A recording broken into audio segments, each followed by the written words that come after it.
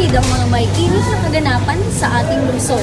Isa sa mga tinutukan natin ngayong linggo ay ang naging reaksyon ng mga tagapamilihan sa Tacloban matapos ang opisyal na anunsyo ng mga nanalong kandidato sa lokal na halalan nitong Mayo 2025.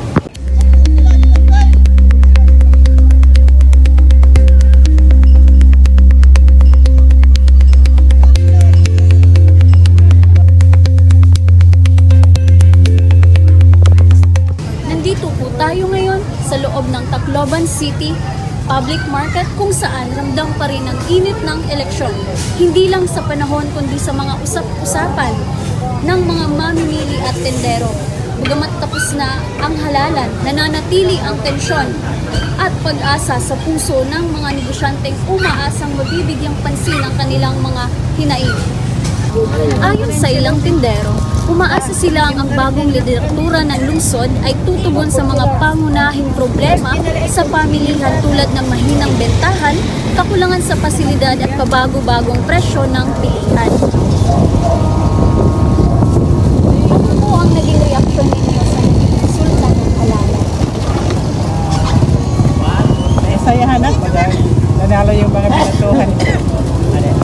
At saka maganda yung mga nanalo. So palagay po ninyo, makatutulong ba ang bagong administrasyon sa problema sa presyo ng bilihin? Hindi ko masasabi yun. Ay lahat naman ng mga nagmamahal.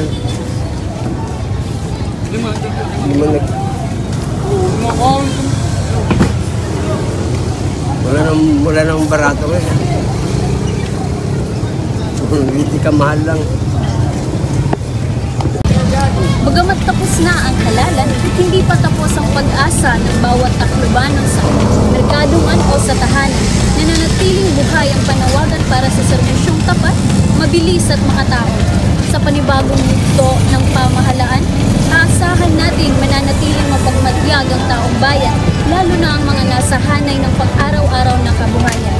Mula sa Tacloban City Public Market, ako si Paige Aguila, nag-uulat para sa Balitang Taclobano.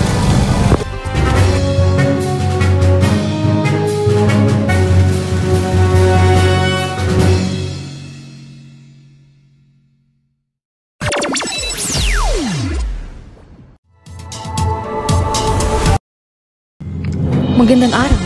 Ito po si Joanna Barrantes para sa DCRH Tacloban.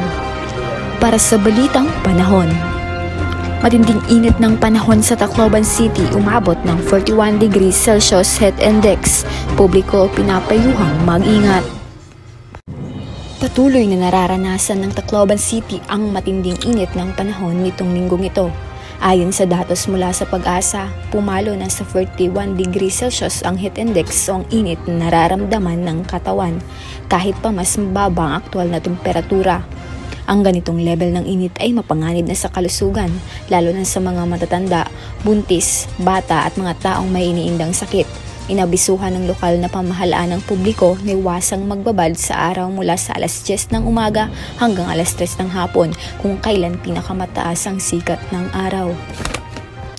At iyan ang pinakabagong balita sa panahon dito sa Tacloban City. Muli, ito po si Joanna Barrantes ng DCRH Tacloban. Laging nakantabay, laging maaasahan.